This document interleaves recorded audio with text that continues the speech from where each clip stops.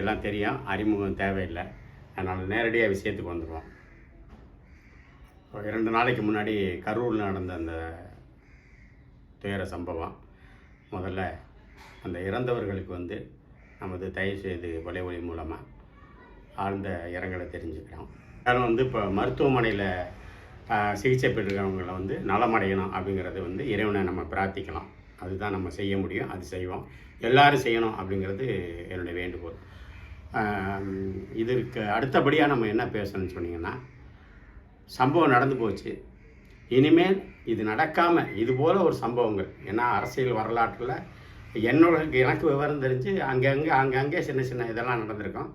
ஆனால் இத்தனை பெரிய ஒரு சம்பவம் நடந்ததா எனக்கு தெரியல. அதனால் தயவு செய்து இதுபோல் ஒரு சம்பவம் வரக்கூடாது அப்படிங்கிறது மட்டும்தான் நினைக்கணும். இது எல்லா தலைவர்களுக்கும் ஒரு பாடம், சரிங்களா? எல்லா தலைவர்களுக்கும், எல்லா தொண்டர்களுக்கும், எல்லா கட்சிகளுக்கும், எல்லா இயக்கங்களுக்கும் இது ஒரு பாடம். சரி, இருக்கட்டும். இந்த நேரத்தில் ஒரு அன்பு சகோதரர் அவர்களுக்கு ஒரு சிறிய அறிவுரைன்னு சொல்லலாம், வேண்டுகோள்னு சொல்லலாம். இந்த மாநாடு நடந்ததில், இந்த மாநாடு விஜய் அவர்கள் நடத்தியதுனால தான் இவ்வளோ ஒரு கோர விபத்து நடந்து விட்டது அப்படின்னு சொல்லி ஒரு தரப்பு பேசுகிறாங்க. அப்புறம் இன்னொரு தரப்பு இல்லை சதி பண்ணிட்டாங்கன்றாங்க. இது எதுவாக இருந்தாலும் சரி, திரு விஜய் அவர்கள் உலகம் பூரா சுற்றி இருக்கிறீங்க.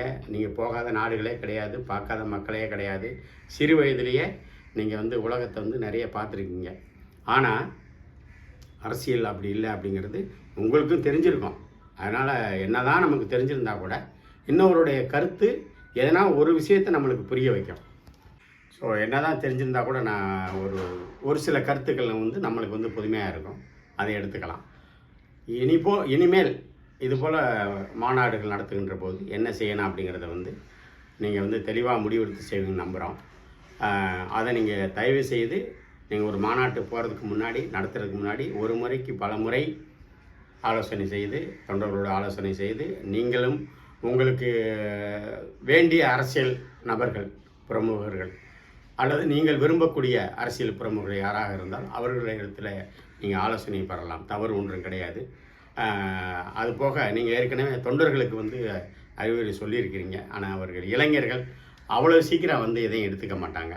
அதே சமயத்தில் இப்போ அன்பு சகோதரர் விஜய் அவர்களுடைய ரசிகர்களுக்கு நான் ஒரு வேண்டுகோள் வைக்கிறேன். உங்களுடைய தலைவர் அரசியலுக்கு வந்திருக்காரு. இந்த தலைவர் அரசியலில் மிக உயரத்துக்கு வரணும் அப்படின்னு நீங்கள் ஆசைப்பட்டு உங்களுடைய அந்த உணர்வுகளை வெளிப்படுத்துகிறீங்க, தவறில்லை. ஆனால் அவர் அந்த உயர்ந்த இடத்துக்கு வரணும்னு சொன்னால் உங்களுடைய ஒத்துழைப்பு ரொம்ப ரொம்ப ரொம்ப முக்கியம். உங்களுடைய ஒத்துழைப்பு எந்த அளவுக்கு இருக்கோ அந்த அளவுக்கு அவருக்கு பேரும் புகழும் கிடைக்கும்.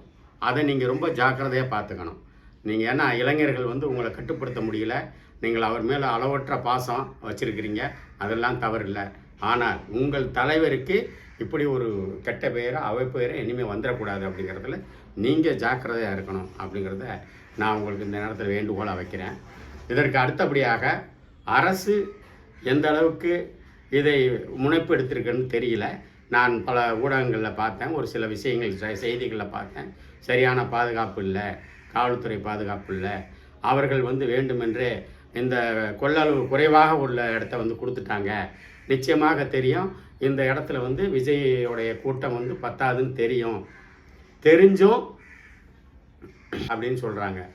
ஆனால் அரசியல் காழ்ப்புணர்வு எதுவாக இருந்தாலும் சரி, ஒருவர் உங்களைப் போல் வளரக்கூடிய நீங்கள் எப்படி அரசியலுக்கு வரும்போது பல பிரச்சனைகளை, இடையூறுகளை சந்திச்சிங்களோ அது மாதிரி வளரக்கூடியவர்கள் பல இடையூறுகளை சந்தித்து தான் வரணும். அதில் எந்த மாற்று கருத்தாக இல்லை. ஆனால் ஒரு அரசு என்பது எல்லாருக்கும் பொதுவான ஒன்று. அப்படிங்கிறபோது தயவு செய்து இனி வரும் காலங்களில் இதுபோல் குற்றங்கள் வரக்கூடாது. இவங்களுக்கு வேண்டுமென்றே செய்துட்டாங்க, இந்த இடம் பத்தாதுன்னு தெரிஞ்சு அதை ஒதுக்கியிருக்காங்க அப்படிங்கிற குற்றங்கள் வராத அளவுக்கு நீங்கள் பார்த்துக்கணும். அதை போக இங்கு சதி நடந்திருக்கிறது, இத்தனை இறப்புகளுக்கும் காரணம் சதி நடந்திருக்கிறது என்று பல ஊடகங்கள் வெளிப்படுத்துகிறது, செய்திகள் வெளியாகிறது. ஆனால் ஒன்று சொல்கிறேன், யார் எதற்கு வேண்டுமானாலும் பணம் சம்பாதிக்கிறதுக்கு, அரசியல் பதவிக்கு வர்றதுக்கு என்னென்னமோ செய்கிறோம், பல்ட்டி அடிக்கிறோம், என்னென்னமோ செய்கிறோம். ஆனால் நம்மளால் ஒரு உயிர் போச்சு சொன்னால் அந்த ஆன்மா அவங்களை சும்மா விடாது. யார் செய்தாங்க என்னாச்சா நான் தெரியாது, பொதுவான கருத்து சொல்கிறேன்.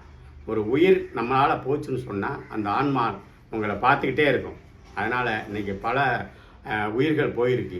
ஒருவேளை யாராவது செய்தி செய்து அப்படி நடந்திருந்தால் அந்த ஆன்மாக்கள் ஒட்டுமொத்தமாக உங்களை பழிவாங்கும் அப்படிங்கிறத இந்த நேரத்தில் நான் சொல்லிக்கிறேன்.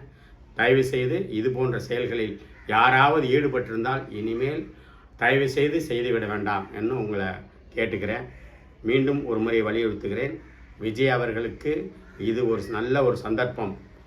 தான் தொடர்ந்து அரசியலில் எப்படி பயணிக்க வேண்டும், யாரோடு பயணிக்க வேண்டும் என்ற முடிவை எடுப்பதற்கு இது ஒரு நல்ல சந்தர்ப்பம்.